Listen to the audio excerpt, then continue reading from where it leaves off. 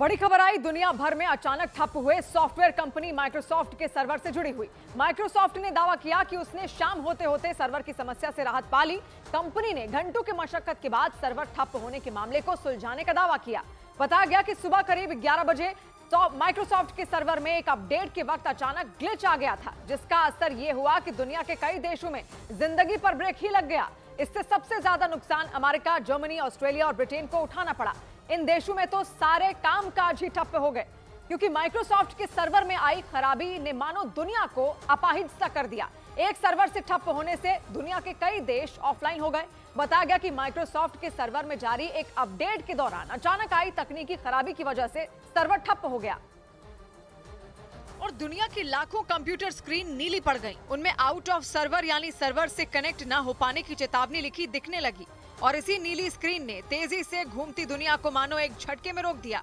Microsoft का server बंद होने से तेजी से दौड़ती भागती दुनिया पर इमरजेंसी ब्रेक लग गया।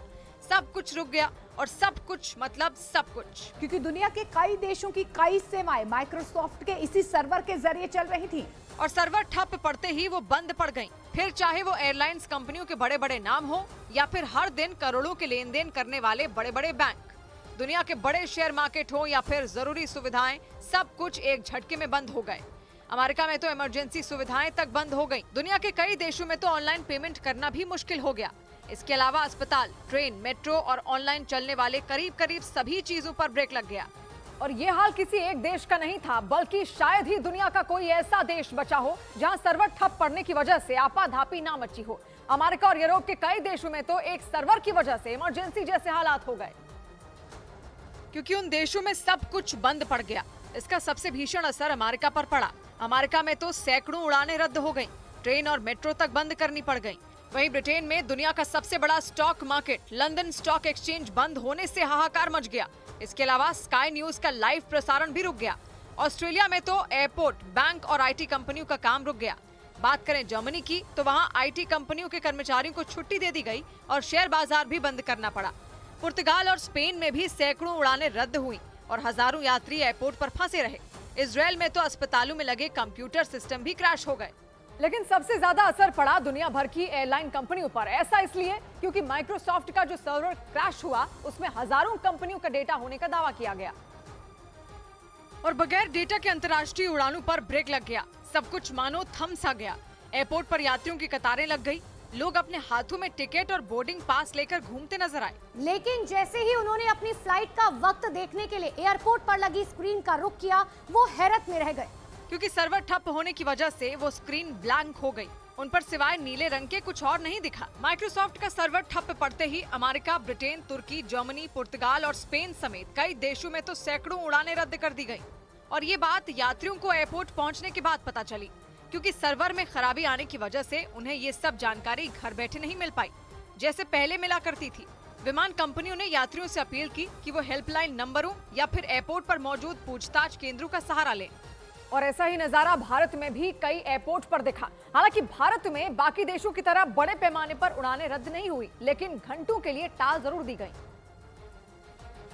और उसका असर ये रहा कि दिल्ली हो या फिर मुंबई, पुणे हो या फिर हैदराबाद, सब जगह यात्रियों की लाइनें लगी नजर आईं। माइक्रोसॉफ्ट के सर्वर में आई खराबी की वजह से एयरपोर्ट पर लगी फ्लाइट के बारे में बताने वाली स्क्रीनें बंद पड़ गईं और बोर्डिंग पास प्रिंट करने वाली मशीनों ने भी काम करना बंद कर दिया। इसके बाद विमान कंपनियों के कर्मचारियों ने हाथ से बोर्डिंग पास बनाकर यात्रियों को देने शुरू कर दिए। सुबह 11:15 बजे से दिल्ली एयरपोर्ट के ये हालात बने हुए हैं, क्योंकि मैनुअल चेक-इन के चलते जो स्पीड है जाहिर तौर पर वो कम हो गई है। इस दौरान कई एयरपोर्टों पर यात्रियों की लंबी लंबी लाइनें लग गईं। उन्हें समझ ही नहीं आया कि आखिर हो क्या रहा है। उड़ानों के अलावा बहुत बड़ा झटका आईटी कंपनियों पर भी पड़ा, क्योंकि माइक्रोसॉफ्ट का सर्वर क्रैश होने की वजह से उनमें कई कंपनियों का काम पूरी तरह बंद हो गया। और माना जा रहा है कि ये सब इसलिए हुआ क्योंकि माइक्रोसॉफ्ट के सर्वर में जारी अपडेट के वक्त एक तकनीकी खराबी आ गई, जिसका असर ये हुआ कि पूरी दुनिया की रफ्तार थम गई और दुनिया के कई देश कुछ घंटों के लिए आपस में कट से गए। माइक्रोसॉफ्ट ने जानकारी दी कि उसका क्राउड स्ट्राइक नाम का सिस्टम अपडेट किया जा रहा था।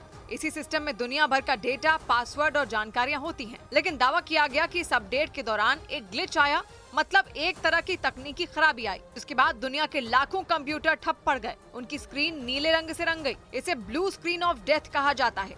जिसके बाद दुनिया के कई देशों में मौजूद कंप्यूटर अचानक बंद हुए और फिर रीस्टार्ट होने शुरू हो गए।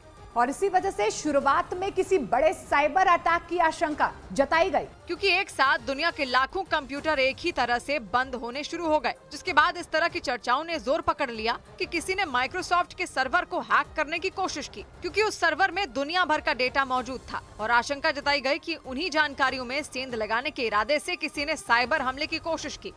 हालांकि माइक्रोसॉफ्ट ने इस आशंका को नकार दिया, लेकिन दुनिया भर में मचे हाहाकार के बावजूद रूस में इसका कोई असर नहीं दिखा।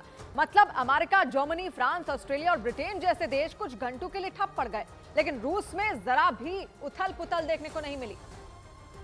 और इसी वजह से दबी जुबान में ये आरोप भी लगे कि कहीं रूस ने ही तो सर्वर हैक करने की कोशिश नहीं की। हालांकि साइबर अटैक की बात को माइक्रोसॉफ्ट ने ही नकार दिया।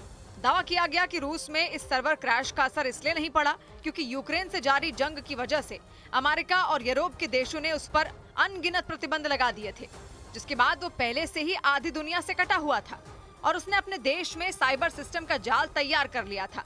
मतलब वो अपने ही देश की सॉफ्टवेयर कंपनियों का इस्तेमाल कर रहा था। और माना जा रहा है कि इसी वजह से दुनिया भर में मचे हाहाकार के बावजूद रूस में कोई उथल पुथल नहीं मची और सब कुछ सामान्य रहा, क्योंकि रूस ने पहले ही माइक्रोसॉफ्ट की जगह अपने खुद के सिस्टम पर काम करना शुरू कर दिया था। मतलब अमेरिका ने जिन प्रतिबंधों से रूस को रोकना चाहा, वही प्रतिबंध उसके लिए फायदेमंद साबित होते नजर आए।